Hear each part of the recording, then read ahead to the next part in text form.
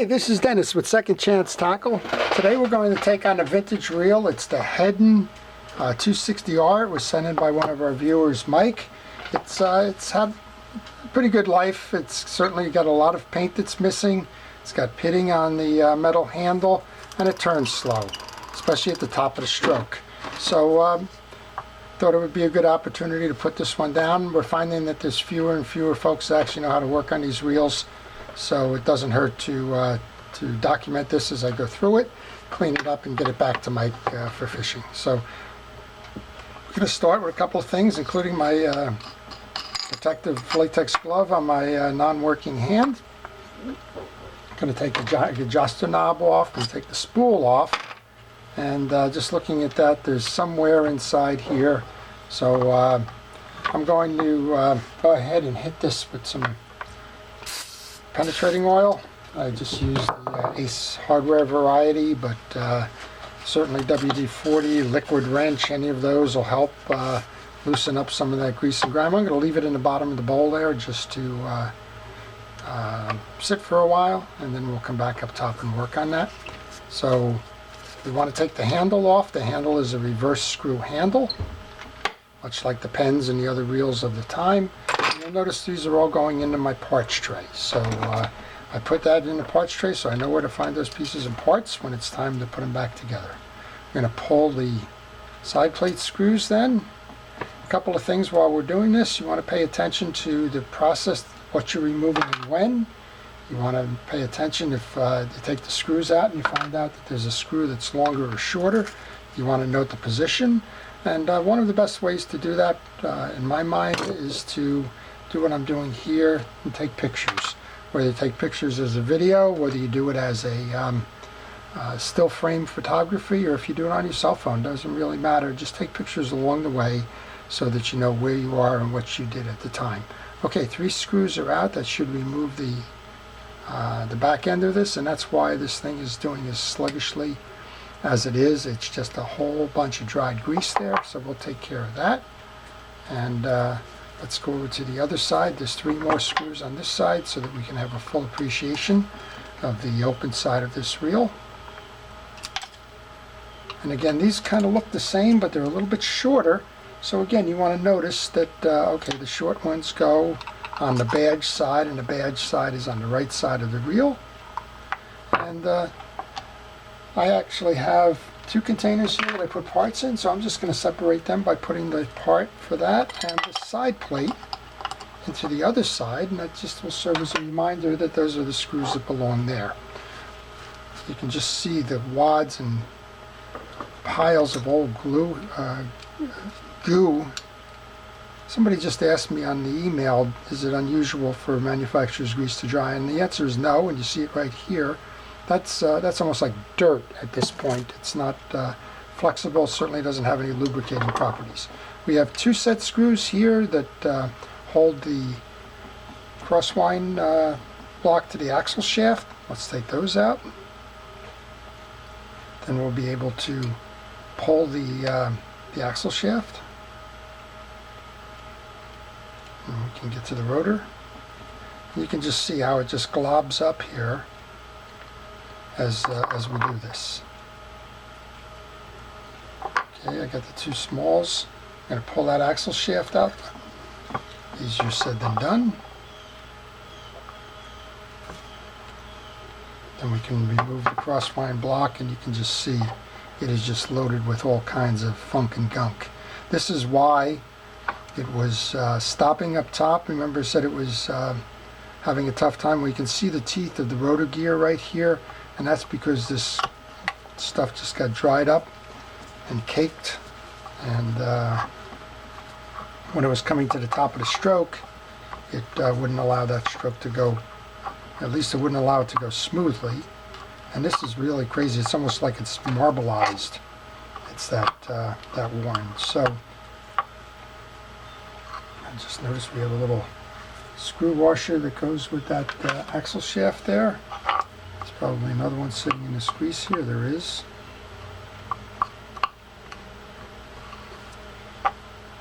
Okay, we'll just continue to scrape away here. Now this is, here's that other washer I was looking for. Put that in my parts tray. Those are small pieces and parts. You certainly want to do the best you can there. And I use a paper towel. Some folks use the rag. I just prefer the paper towel because it's disposable. And look at that. That's a nugget. It's almost like congealed hot glue. I like it because throw it away. It's an inexpensive solve. Throw it away after it, and you don't transfer any grease or grime or junk to your next project. All right, so the biggest issue with this reel here then is just a whole bunch of congealed grease. But as we noticed from reels of this era, and this era would probably be the 60s or 70s, I can't say with certainty, but they're just solid, well-made reels that are simply engineered. All right, I'm going to get rid of this paper towel and go grab another one. Got a little bit more to do here, and we can also take the top part of this off. But let's just complete the house cleaning.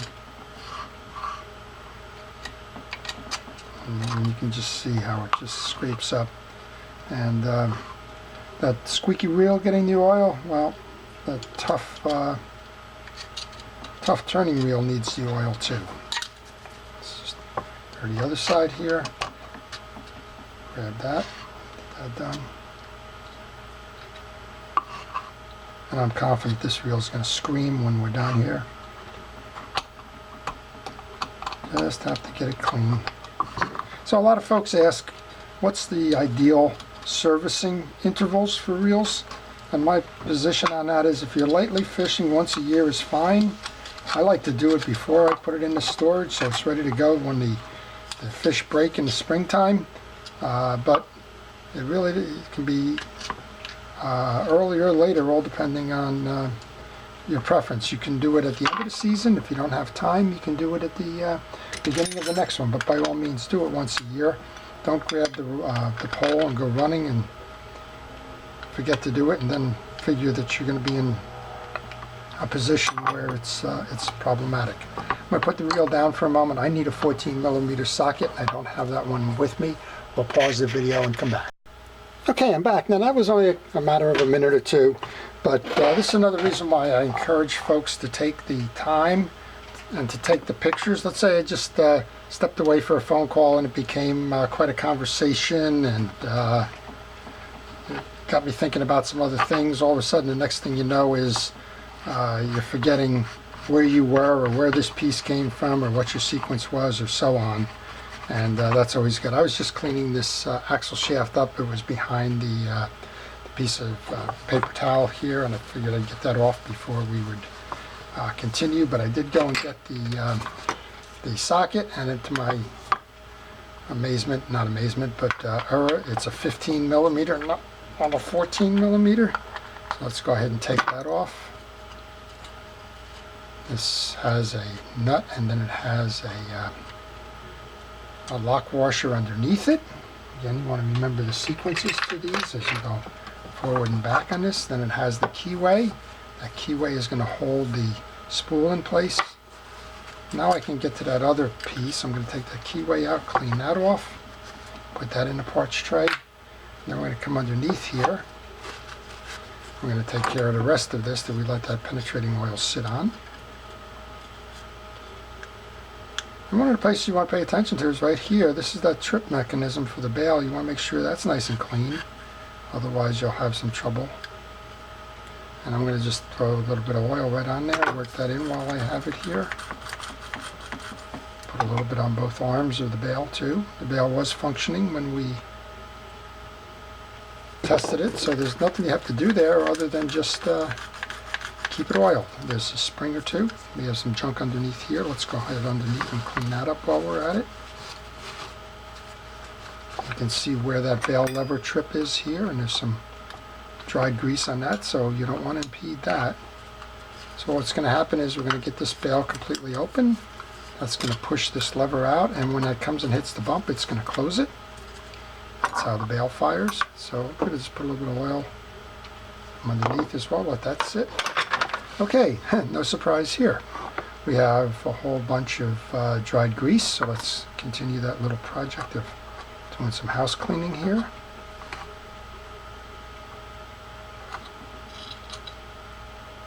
And all of this, of course, is going to be the reason why this wheel was turning as it was turning. I'm going to pull the main pinion gear out then. I'm going to clean that as well. Now the blade of the screwdriver seems to match almost perfectly with the teeth of this gear. So let's just go ahead and do that. So there's a lot of fans of the Heddon reel out here. This Heddon reel would have gone against the Mitchell 302 or 306 for sure. It would have gone against the Penn Silver Series at the time, the Daiwa Silver Series at the time. All nice reels, all fundamentally engineered about the same. Nothing real fancy in the technology, but all of them built to be very durable. Okay, so I got most of that out, and then what we can do, just to be sure, is you can take a coarse toothbrush or a metal wire brush or something else and just clean that channel out, and then almost like it's a shame or something, put some more grease back on. So I'm going to use Penn Precision Reel Grease for this. Doesn't matter what manufacturer's reel grease it is, but just when you go to re-grease the reel, just make sure that you're using a fishing reel grease. Don't spend your time redoing all of this only to find out that the grease you're putting in, whether it's automotive or household or whatever, isn't the right one, and then it just makes it a mess out of it. Okay, and then we have a bearing in here.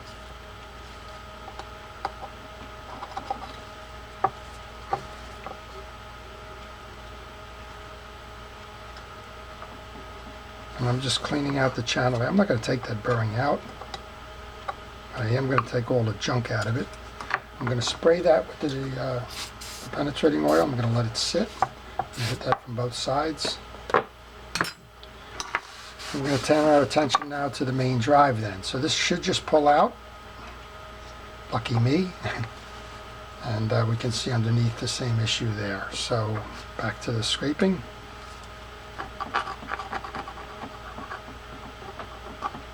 If this is loose, it's only because some of the carryover from the penetrating oil got to it.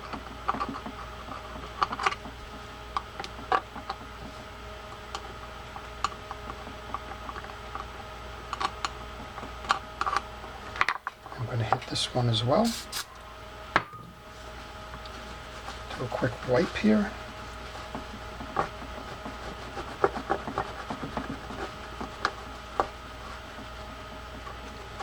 And you can just see, if all of this stuff is laying there, you can just understand the ability of this thing to fail or to bog down is just because there's stuff in the way.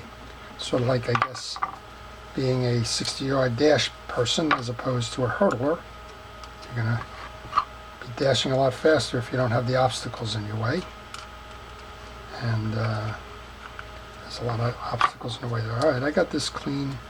We're going to throw some oil onto that anti-reverse. I'm not going to pull that out. There's a spring under there.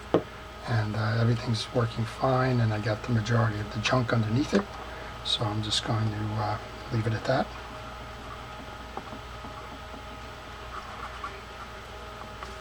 Looks like it's time for another paper towel, which is the beauty of this. And when you go to reinstall now, you want to make sure that that anti-reverse dog is off, otherwise you won't seat the main gear properly. Back over to the main gear then. We got a lot of stuff, as you might imagine, in that channel. And this is why I wear that protective glove. It's I have no idea what's in here. I mean, it's obviously petroleum-based to start with, but after years of service and not being refreshed, there could be anything in here. We're just going to clean all of that off. And I'm using my, seems like my multi-purpose flat-bladed small screwdriver for that. And on this side, we're going to take this same thing off. Now, watch yourself on this one. There's a little copper washer that's sitting on top of the stud for the crosswind block. If you take it off, like what happened with the those little washers on the axle on the other side of that, just make sure that you know where it is so that you can put it back. Okay, looks like we're in pretty good shape there, but again, same idea here. We've got it, all these channels are just clogged with that dirt. So go run your screwdriver through there. Check the teeth while you're at it. Make sure that none of these are bent or damaged or worn. If it is, you would need a new drive, and I'm going to believe at this point you probably be hard pressed to go find a new replacement or even a used replacement drive with this without it being a donor reel. One more time with the hit of the spray. Try and get as much of that up as we can. And for those of you that like to cut to the chase, I kind of apologize if all this house cleaning is just becoming bothersome, but this is the way you're going to do your reel. You wouldn't expect anything less. Okay, one more shot here. I'm going to take that steel wool and clean the shaft. Seemed pretty smooth, but I'm not going to take any chances. Get the debris off of that. I did feel a little sand in there. And then what we're going to do is just put a little bit of blue grease onto the shaft, and we're going to use the gloved hand to make sure that it's evenly coated, make sure that the anti-reverse dog is off, and then we can push this through. And once we push that through, we can put a little bit of grease onto the main gear assembly, and we're done with that. Okay, this has been sitting for a little bit. Let's just go back and clean that last part off of this with the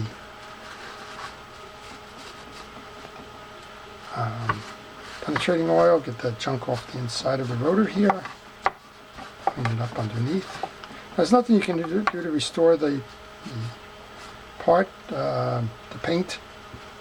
So just live with it. I guess the short answer is appreciate the patina. All right, we've done the same thing with the blue grease here. Kind of use your hand to go ahead and put that back. Spread it around, bring that up through the ball bearing then. And we can come back the other way and grab the rotor. Set the rotor on. In the rotor now we have that little square. That's where the keyway is going to sit over. So you have an oblong shaft. You just need to work it till you are aligned, which we are there. The lock washer, and we had the top nut for the rotor.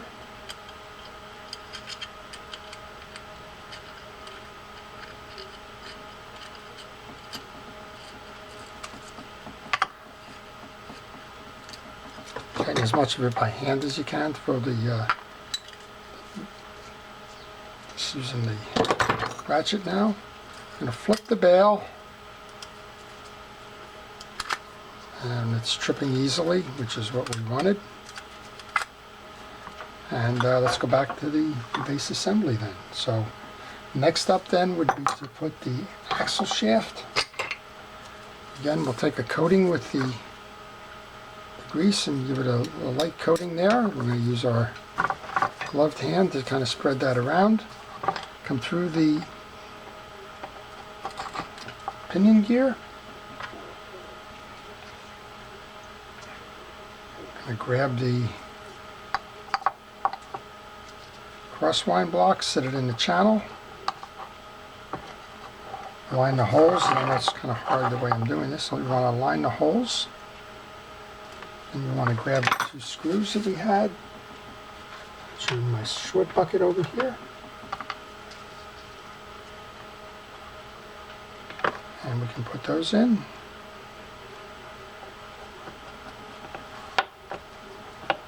A little bit of patience, but you'll get there.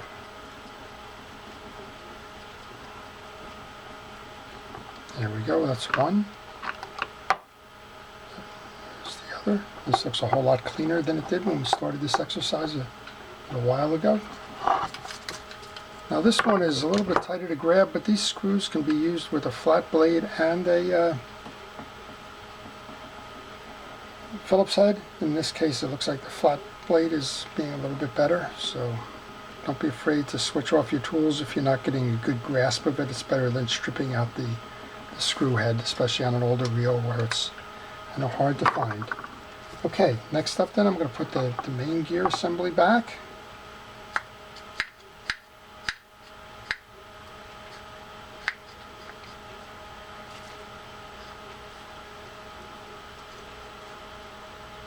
And what, I have that upside down. It's as easy as that. So that's the purpose of pictures. If you were unsure which way this goes, go back to your pictures and get that set. And it's funny, I just remembered that when I took this off, I had all that grease up top that was had an impression of that, and there's no way that the axle shaft sitting this way could have done that. It has to be the other way. Let's try that up. Go do it again. What would have happened in that is when we went to reel the reel in, you would have had a short stroke. It would have stopped, and you would have tried to crank continually, and you would have broke something. So there you go. Quick fix. And we'll go grab that other one.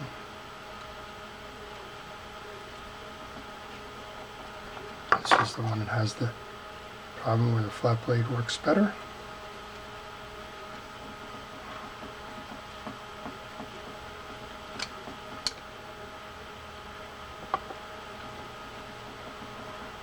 So it doesn't matter what a reel is valued at in terms of the service.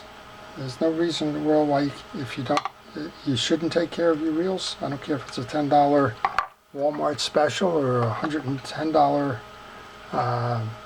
moderately priced reel or a $500 Van Staal or something. It doesn't matter. You should take care of your reels, and it's pretty simple from a servicing standpoint. And if you just don't have that mechanical wherewithal, there's no shame in bringing it to somebody that does. It's just like you would bring your car in for a regular tune-up. If you don't bring that car in, something's going to break. They're all mechanical, and the same is true with this. All right, we're going to look through here to make sure we can get that stud of the main gear on. We'll spin it to make sure that everything's working properly. It is. We're going to go for the 3 long screws on this side.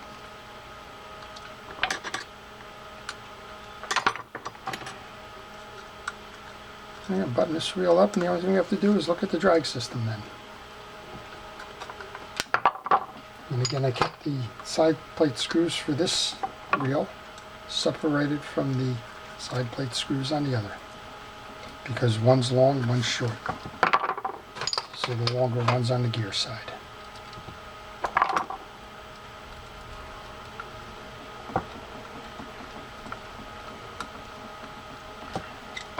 And we can put the handle back on, give it a test drive before we put the other cover on to find out maybe something isn't working properly. So let's go ahead and do that. See what I said, that was going to scream, right? Look at the difference in the performance. Got a little chirp in the handle. We'll go hit that with some penetrating oil, let that do its work there while we finish up the other side. Here's the other side plate. Simple enough. Some folks ask about the level of grease. I've seen reels that are really overloaded. You just saw the amount of grease needed for a reel. Just pay attention to the moving parts. You don't need to put grease where grease doesn't belong. I've seen people throw it in the channels and other places, and I think what we saw early on, taking this reel apart, grease that's just laying on the side tends to coagulate and get stuck. Alright, here's one of the advantages of the parts tray. Another error I've made. There were little washers that were stuck in the grease, and when I reinstalled this, I didn't put the lock washers in. There's a picture of the amount of grease that's required. It's not overloaded by any stretch, just enough. There's that little washer going on now.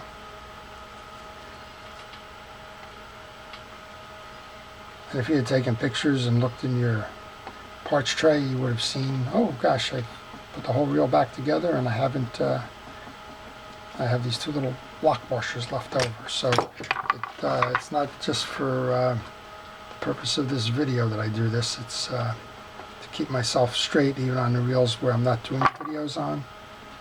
It's just a practice that I developed quite some time ago, and it's one that hasn't failed me.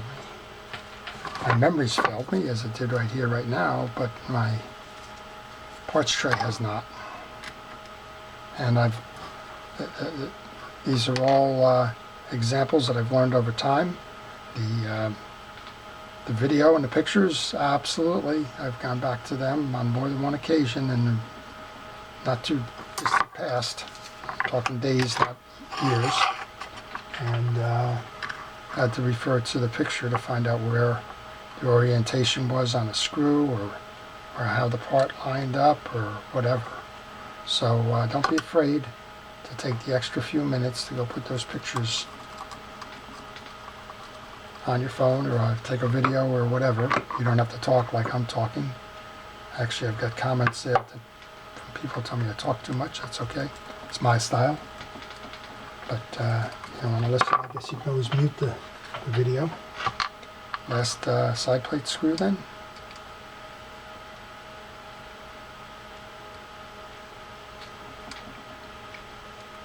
So this was made in Japan, assembled in the USA by Daisy Heddon, parts made in Japan.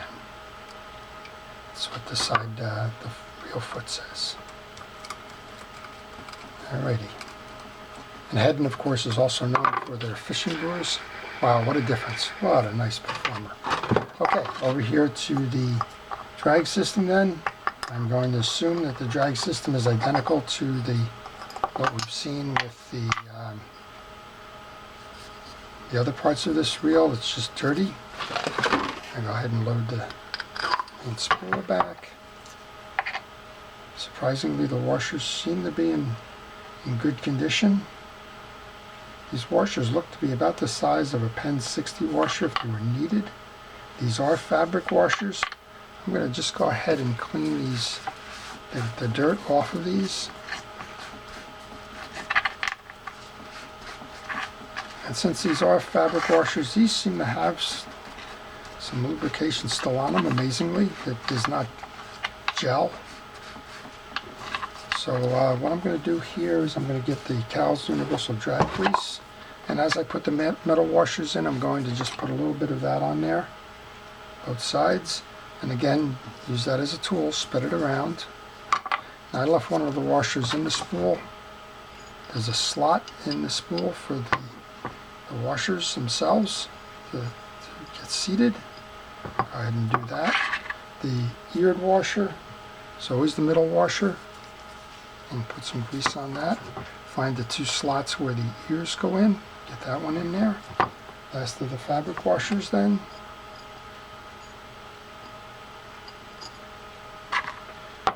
And I'll just do a spread on the top washer as well.